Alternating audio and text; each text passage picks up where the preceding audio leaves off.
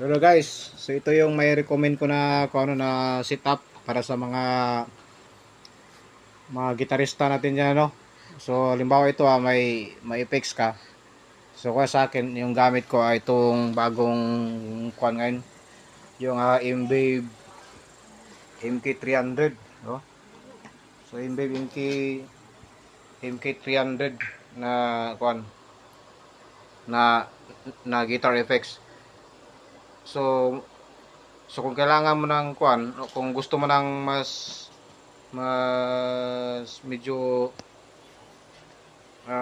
budget friendly lang na kuan na mga gamit. So ito yung may recommend ko sa iyo, no. So ito meron tayong kuan ito. Meron tayong wireless na kuan na receiver and transmitter sa kuan, no, sa gitara natin. So ito siya. So ito yung kuan niya. Ito yung doon sa gitara mo. Saka ito naman yung papunta doon sa kuan sa amps natin. O kung may effects ka, so ito sa gitara, so ito yung papunta dito sa kuan mo diyan. Dito sa input ng kuan ng effects natin.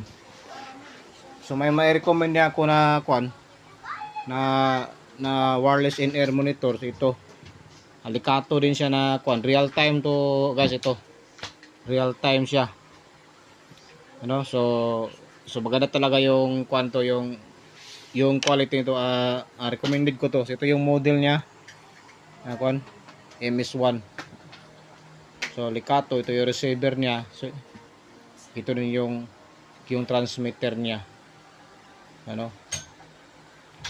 Ayan, so meron na tong kuan mono at stereo. Ito siya, ito yung power niya. So dito yung jack na sa kapag nagpe-pairing ka. So ito sa kuan sa receiver, so meron ka ng kuan to, may volume na rin to. So ikaw na yung bahala to sa kuan sa volume mo. Ito siya. So of course kailangan may partner ka na kuan diyan na medyo hindi naman siya kuan grabe kamahalan, pero okay din yung quality ng kwanto ng earphone na to or headphone natin, no. Ito, so yung brand nito kuan yung VIO. Ayan, ito yung ayan, so yung brand nito.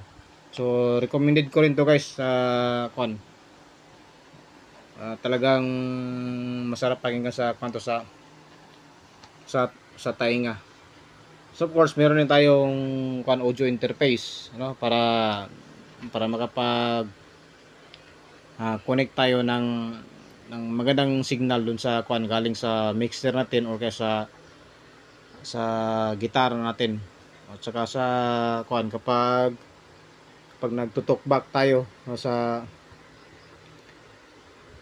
ating during sa pagtugtog, no. So importante yung may narinig ka na kuan na magkukuman. So yun, ito yung ginagamit ko dito. So yung isa dito, yan, ginagamit na input ng kuan ng gitara ko. Saka ito sa mic para makapag talkback sa likod. So dito yung kuan din, yung input galing sa audio natin, galing sa mixer, ano? So meron na siyang digital kuan din dito kapag nagre-recording tayo. So ito yung audio interface niya, may type B na USB, then papuntang sa PC natin, kaya sa mga cellphones natin, ano. So ito lang na kuan guys na setup. May recommend ko sa inyo na solve ka na dito kapag pag meron kang ganitong klaseng setup. So thank you.